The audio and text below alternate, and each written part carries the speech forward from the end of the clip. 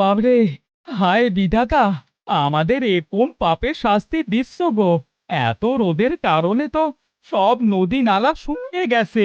মাঠে সব ফসলও পানির অভাবে নষ্ট হয়ে গেছে। সবাই কিভাবে আমাকে এখন ভয় পাচ্ছে, অ্যাঁ? বাবা বাবা বাবা বাহ! তুমি এটা ঠিক করছো না সূর্য।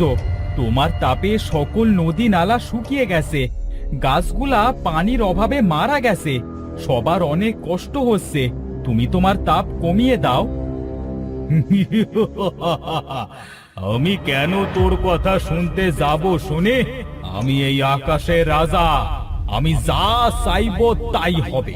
তুই যা তো এখান থেকে, যা।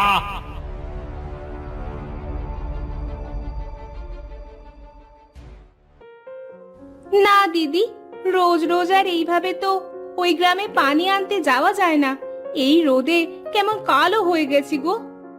ঠিকই বলেছো গো দিদি, গ্রামের সবাই মিলে এই সমস্যার কোনো একটা সমাধান করতে হবে গো দিদি। এই রোদ যে আর ভালো লাগছে না, এবার একটু ছায়া লাগবে গো। না না, এবার আমাকে কিছু করতে হবে।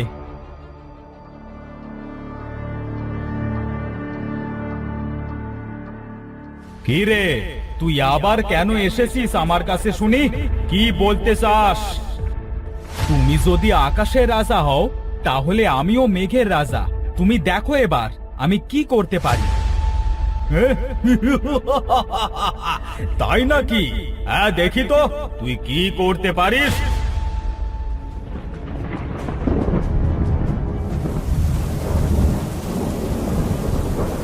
বাহ বাহ, অনেকদিন পর আমরা সবাই একটু বৃষ্টি পেয়েছি।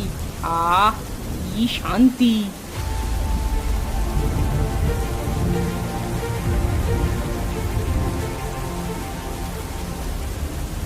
হায় হায়, এটা আমাদের কি হলো? আমরা এবার কোথায় যাব? এই পানিতে তো এবার আমাদের সবাইকে মরতে হবে।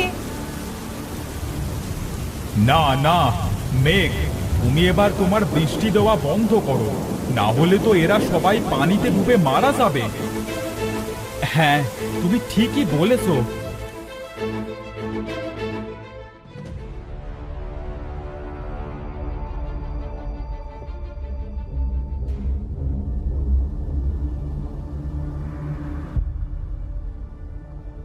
তোমরা এটা কি করছো?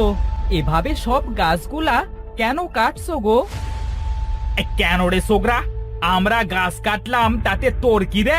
হ্যাঁ, যা তুই খেলা করে বেড়াগে, যা যা যা যা যা যা, এখান থেকে যা, আমাদেরকে কাজ করতে দে। না না, তোমরা এটা ঠিক করছো না গো। তোমরা জানো না এই গাছ আমাদেরকে ছায়া দেয়, আর তোমরা এইভাবে গাছ কাটছো। কেটো না গো, কেটো না গাছ। না, আরে এই ছেলে তো দেখছি জ্বালিয়ে মারলো। এই, তুই এখান থেকে যাবি না ধরে ঠ্যাঙাবো? কিরে?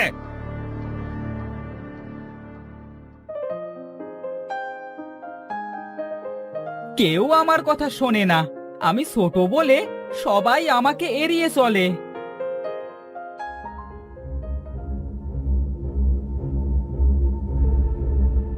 তুমি কেঁদো না বাসা, দেখবে একদিন সবাই তোমার কথা শুনবে আর তোমার কথা স্মরণ করবে। কে তোমরা? আমরা মেঘ আর সূর্য। তোমরা তো ওই আকাশে থাকো, তাহলে এখানে কি করে এলে গো? আমরা তোমার জন্য এখানে এসেছি। তুমি অনেক ভালো, তুমি ভেবো না, সব ঠিক হয়ে যাবে।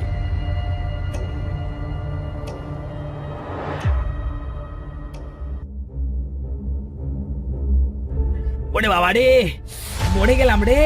কোনো বৃষ্টি নেই, শুধু রোদ আর রোদ। রোদের এত তাপ যেন মনে হচ্ছে এখানে আর একটু দাঁড়িয়ে থাকলে সেদ্ধ হয়ে যাব। এ বাবা রে, না না না না না, আর পারছি না।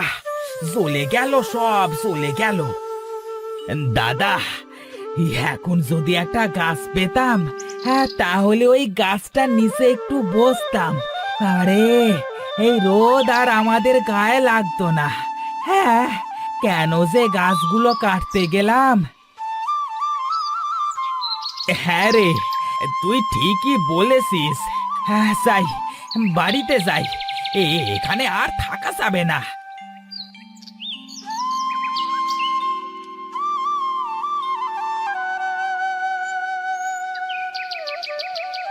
গিন্নি, ও গিন্নি, আমাকে একটু জল দাও তো।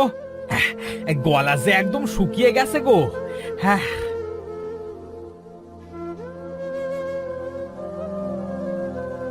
বলি জল কোথা থেকে পাবো শুনি? গ্রামে কোথাও কোনো জল নেই, এবার জল না খেয়ে মরতে হবে।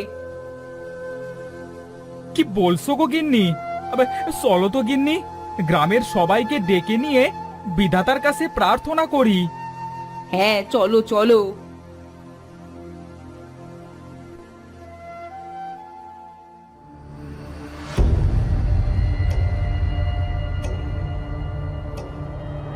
এই তো, এই তো মেঘ ধরেছে, এবার বৃষ্টিও হবে। হ্যাঁ। এবার বৃষ্টি হবে।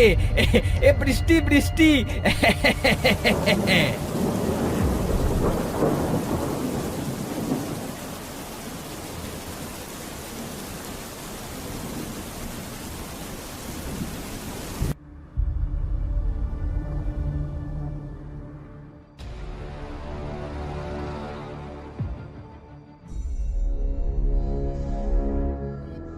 না না, আর পারা যায় না, এবার এদের একটা ব্যবস্থা করতেই হবে। ঠিক কথাই বলেছো মেঘ, এবার এরা দেখবে সূর্য আর মেঘের লড়াই।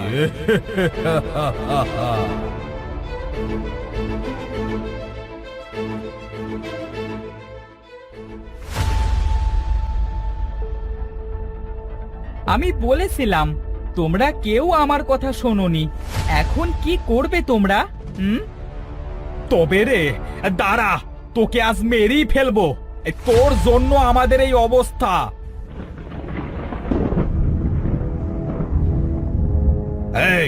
এই তোমরা সবাই ওর থেকে দূরে থাকো, ও একটা শয়তান। আমি তোমাদের কোনো খারাপ করব না গো, আমি তোমাদেরকে এই বিপদ থেকে বাঁচাতে পারবো গো। তুই তুই আমাদেরকে কিভাবে বাঁচাবি শুনি? হ্যাঁ গো, আমি পারবো। আমার সূর্য বন্ধু আর মেঘ বন্ধু তোমাদের উপর অখুশি হয়েছে গো, সেই জন্য তারা কোনো আলো বৃষ্টি দিচ্ছে না গো। তুই কি ঠিক বলেছিস? তাহলে এবার আমি কি করব? তোমাদের সবাইকে তোমাদের ভুলগুলো স্বীকার করতে হবে, সূর্য আর মেঘের কাছে ক্ষমা চাইতে হবে, তাহলেই সবকিছু আবার আগের মতো হয়ে যাবে। হ্যাঁ হ্যাঁ, আমরা তাই করব। এই এই তোমরা সবাই সূর্য আর মেঘের কাছে ক্ষমা চেয়ে নাও।